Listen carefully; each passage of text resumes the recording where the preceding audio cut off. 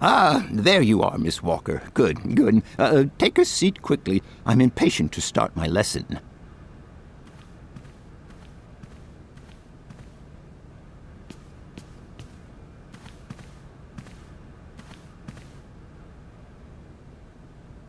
My young friends, a very exciting discovery, unimaginable up until only a few hours ago, has come into my hands and has finally allowed me to complete my study on the mysterious Yukol people. Lights, please. The Yukols are a people from the far north about whom very little is known. They live far away, very far away, on the frozen borders of Syberia.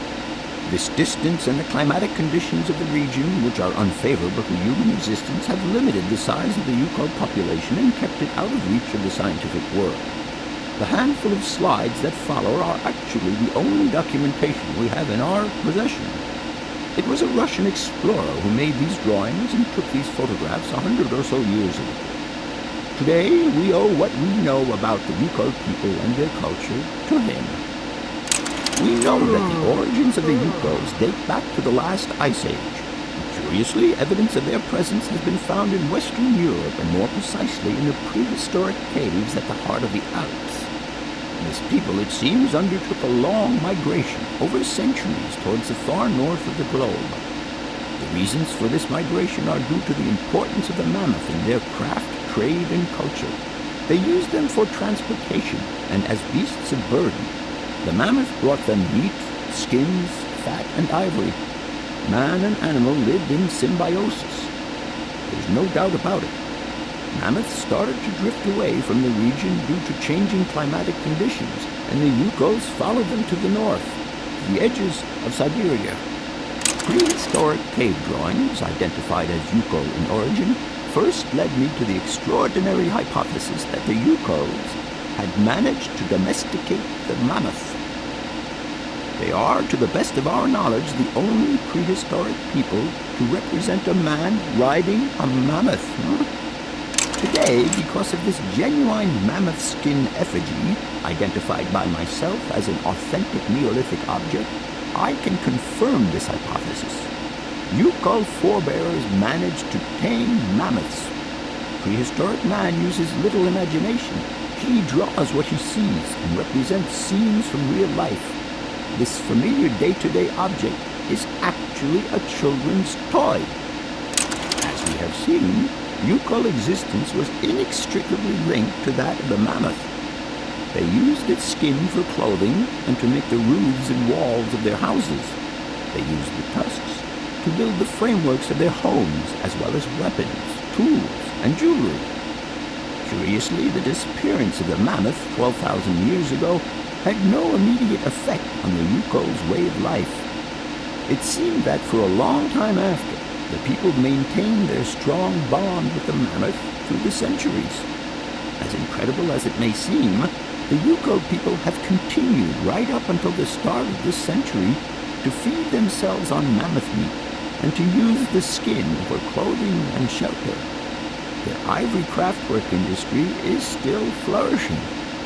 It would appear that to preserve ancestral customs, the Yukols learned how to exploit through the centuries the large number of frozen mammoth carcasses that were perfectly preserved in the ice of the Siberian tundra. They have been able to live mainly off this enormous freezer stock for almost 30 centuries. As plausible as this explanation may seem, it seems it is not enough for the scientific community who, I will confess, is greatly perplexed by the question. In the absence of acceptable scientific evidence, we have to make do with Yukol shaman artifacts.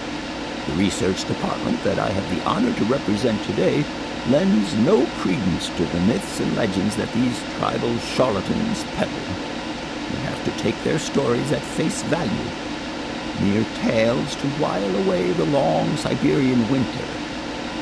The legend of the Siberian ice ark is a very good example. You are invited to find out for yourselves from the pamphlet that I had passed around to you. This legend would have us believe that today, somewhere on a lost island to the north of Syberia, there are living mammoths still in existence, a sort of hangover from the Ice Age. This small herd has been miraculously preserved for more than 120 centuries by the Yukol's tender care. And the island on which the pachyderms are said to live is called Syberia. My friends, I advise you to resist the temptation you may have to believe in this pish and tish. The island of Syberia is not charted on any map, and the idea that mammoths have survived to the 21st century is an idle scientist's pipe dream. The Yukols were sadly among the first victims of the colonization of continental Siberia led by the Russians in the 20th century. The Kolkhoz and Sovkhoz systems, as well as the exploitation, disdain, and humiliation people had to suffer, marked a definitive break in the Yukol's traditional lifestyle. And since the collapse of the communist regime, the Yukol population finds itself confronted with the same political and social upheavals that other Siberian communities are experiencing. There are two consequences to arise from this. Some Yukols have lost their tribal identity and have integrated into the Russian population. Others, however, have sought long and hard to re-establish links with their ancestral culture that was lost under the Soviet regime. Now, at the start of the 21st century, the last true surviving Yukols have gone to live on the vast territories of their ancestors. Nobody knows today where they live or how they survive. Their very existence would be a matter for speculation if they did not turn up periodically at the tundra's most isolated fur trading posts to exchange mammoth tusks for essential items. There ends my lecture for today. Thank you for being among us today, Miss Walker. Please make your way to the laboratory where you will find your mammoth doll. There are also photocopies of my lectures should you so require them.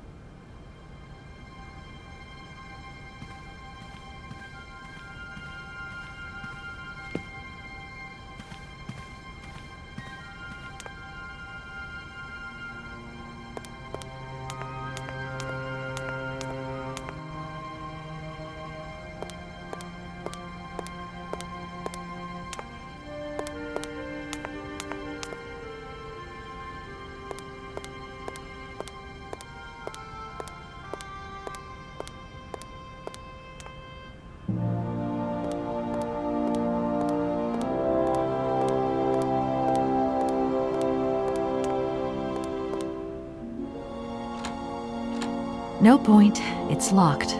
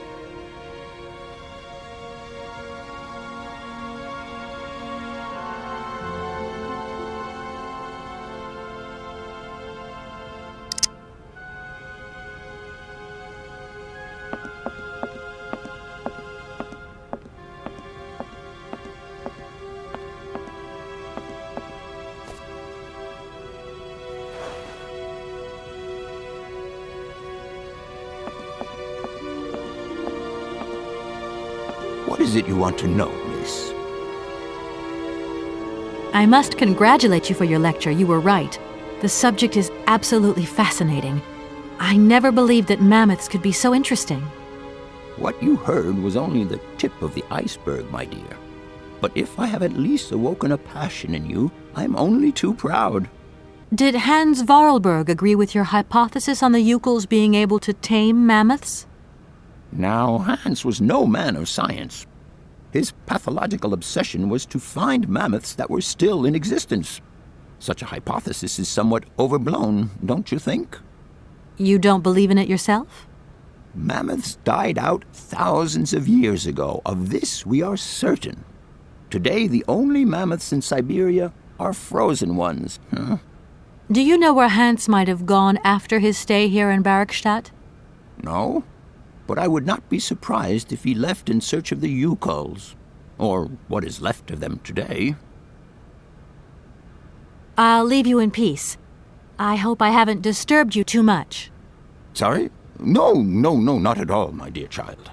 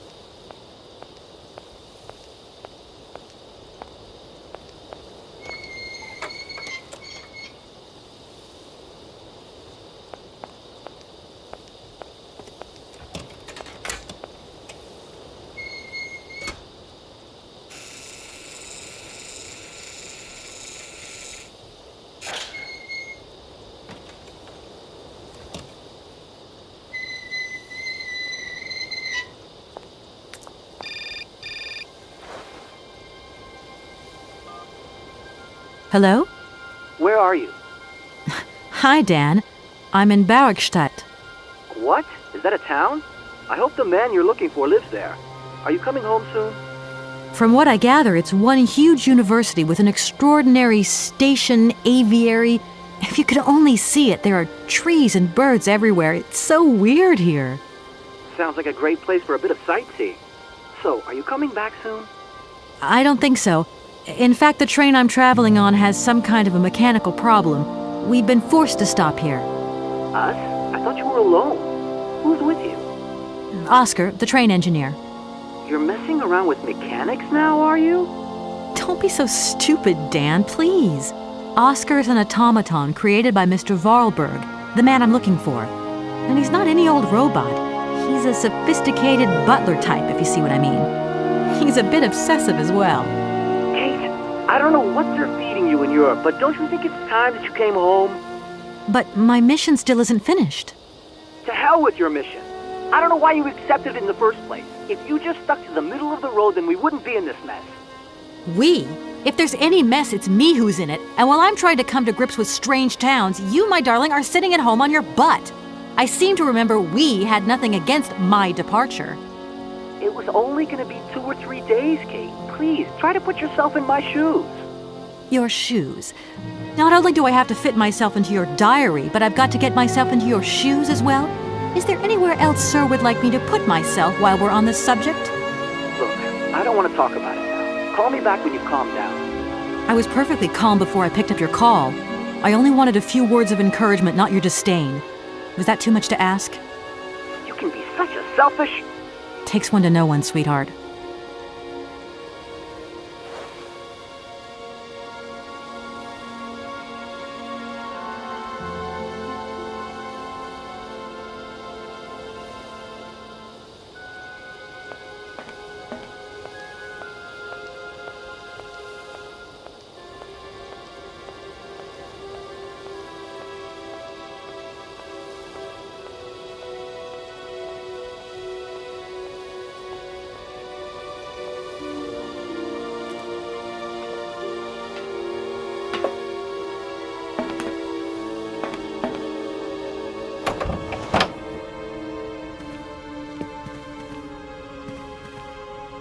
Everything okay?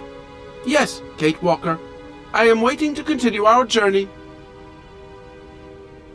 That's it, Oscar. We can go. Kate Walker, I must remind you of one of the journey regulations. All objects featured in the train's inventory must be replaced before departure. I don't understand. Something is missing, Kate Walker. Oh my God! The mammoth doll! Please return it to its allocated position, Kate Walker. I'm off, Oscar. See you later. Yes, Kate Walker.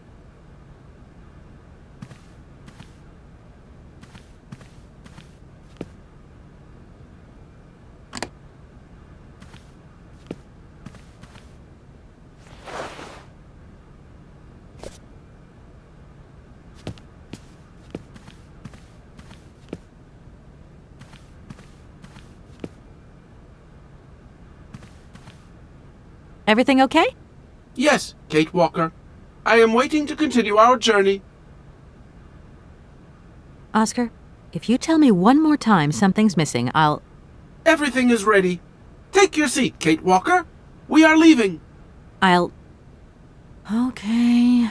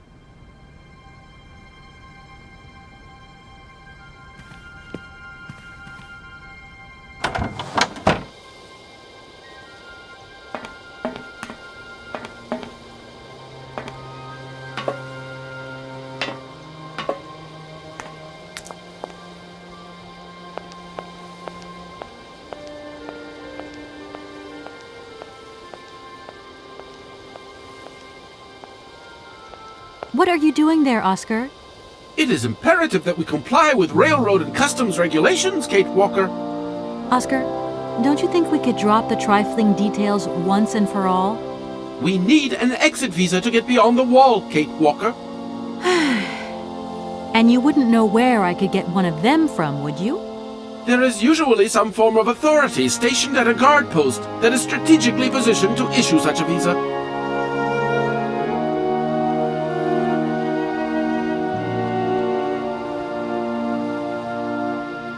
Okay, see you later, Oscar. Yes, Kate Walker.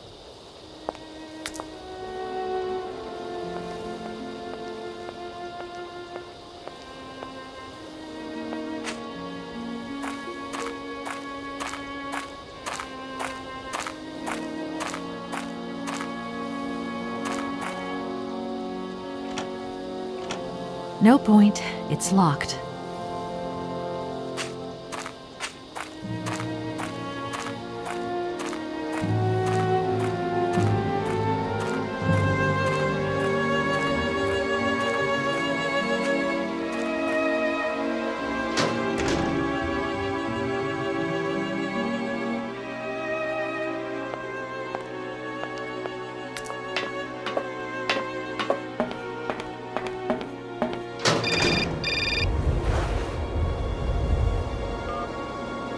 Hello?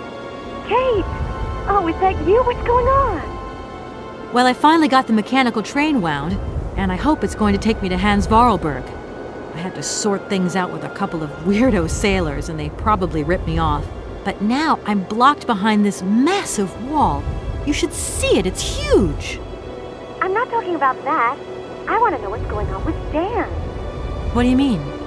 I bumped into him at Maggie's Zoo, and he said you'd argued. That's a bit over the top. Things got a bit heated the last time we called, that's all. No need to go overboard. I don't mean to be Miss Melodramatic, but he didn't seem in such great shape. He had his down-in-the-dumps head on. Like Dan has a down-in-the-dumps head. Well, yeah, when that shock of hair flops over his forehead, and his eyes mist up, and his eyebrows kind of creased together. I'd never noticed. Maybe I did go a bit too far, but he's got such a goody two-shoes image of me that sometimes I just lose it. And this case is taking up a lot of headspace. I was just looking for a bit of compassion. Well, you sure got mine. So, what's going down? Like I said before, I'm kind of getting somewhere, but it's slow.